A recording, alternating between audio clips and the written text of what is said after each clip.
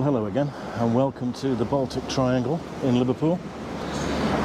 Historically, it's an area that at one time would have been filled with Victorian warehouse units, many of which are still standing, but they've all been converted and repurposed now. And I've come down here this morning. I've been out and about 2 or 3 days this week with my latest acquisition, which is namely the Kamlan 50mm f1.1 manual focus lens. This is the Mark I version, the infamous Mark I version, which everybody reckons is rubbish. I'll let you make your own minds up. What I would say is that if you've purchased or are looking to buy one of these lenses, they are essentially very cheap for what they offer. Chinese made, of course. In terms of its construction, it's 5 elements in 5 groups, so it's not particularly complex. It has, I think it's 12-bladed iris, so it does give nice circular out-of-focus highlights in the background, but there's a caveat to that, in as much as when you get when you get details in the background completely out of focus, they are lovely and creamy.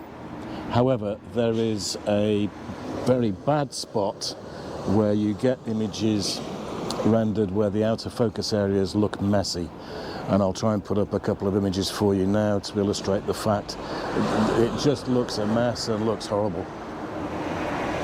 But I've come down this morning with the EM1 Mark II and the 50mm Kamlan, just that single combination, because I wanted to try it out on a few different subjects. I've been out and about in my local park this last week, so I've done some close-ups of flowers and the like.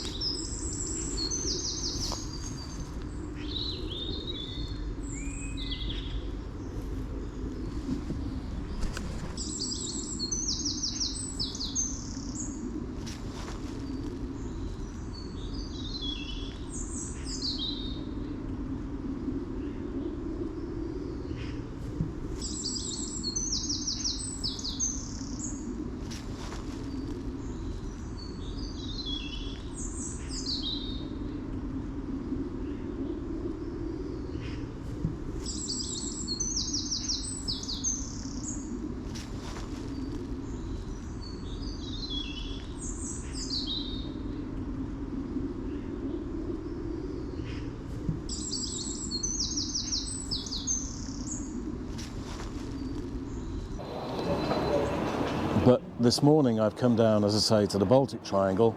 I've photographed the real-life Bob behind me here, Bob Marley's statue. And across the road behind me you can see P&R Tyres, who specialise in motorcycle tyres and repairs, and they run motorcycles in the British Superbike Championship. And I've just taken a few close-ups of one of their bikes and a customer bike as well, hopefully to illustrate the kind of results you can get with an absolutely ridiculously wide aperture lens like this.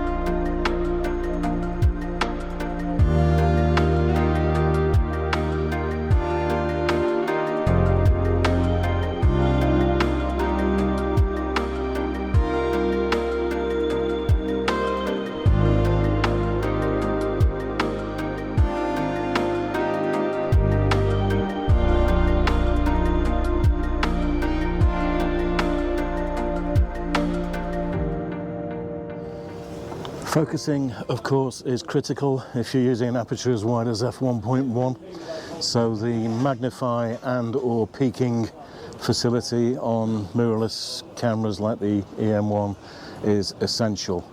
They are not fast lenses to use. They might have a fast aperture, maximum aperture, but they are by no means fast in use. You need to bear that in mind if you're thinking of buying one. But the bottom line is that if you buy one of these lenses, it doesn't have to be Kamlan, it can be one of the other Chinese manufacturers. If you're looking for sharpness that you can cut with a razor, then you're never going to get it. And if you're looking to buy one for that reason, you're looking for all the wrong reasons, to be honest with you. As far as I'm concerned, this is sharp enough for me, certainly in the center of the image. And of course, an advantage when you're using it on micro four thirds is that you're only using this very center section of the imaging circle. I'll put some images up for you to illustrate the fall off in quality towards the edges of the frame, even on micro four thirds. But I'm pleasantly surprised, I'll be honest with you. There's very little distortion.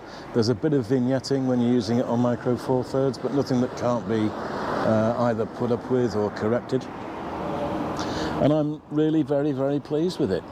It gives me a 100mm equivalent focal length, which is great for mid-distance and portrait work. Not that I do a great deal of portraiture, admittedly, but nevertheless, it's a nice focal length to have. This example, I bought second-hand, and it cost me the princely sum of £80. I think the Mark II version is something round the £140 to £160 mark, brand new.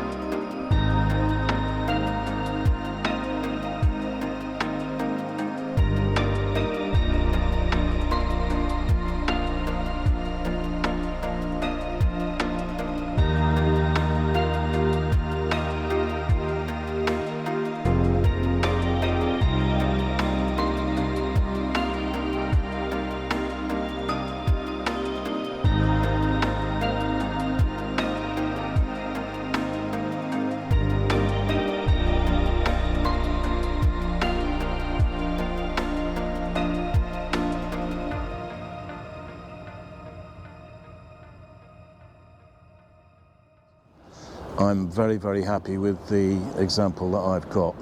As I say, it's the Mark I, not the Mark II. Bear that in mind. It's a busy area down here now. It's a beautiful day, the sun is out. The lads behind me are loading up the motorcycles, ready for the next race meeting. And this whole area is full of eateries, coffee houses, microbreweries, you name it. You can probably find it down here in the Baltic Triangle. And we are in the shadow of the Anglican Cathedral. So we're pretty central, to be honest with you. We're halfway between the cathedral and the river. To be perfectly honest with you, I'll show you some close-ups, but for £80, it's worth it just for the way it looks on the camera, I'll be honest with you. That front element is just gorgeous. Vain? Yeah, definitely. We all know that it's not what it looks like, but what it performs like that matters. On this occasion, I might just make an excuse. Comes with a lens hood and a clip-on lens cap. Plastic lens hood, but it's a bayonet fitting one, which will fit on in reverse. Always a nice feature. Well, the council workmen have just emptied the litter bins behind me, and as they drive away, in reverse with one of those annoying buzzers. I think we'll leave the lads to finish loading up their transporter. And in case I don't get to add any more footage to this and any more interesting images, I'm going to say enjoy your photography, and I'll see you all very soon for the next enthralling video. So take care everybody, bye for now.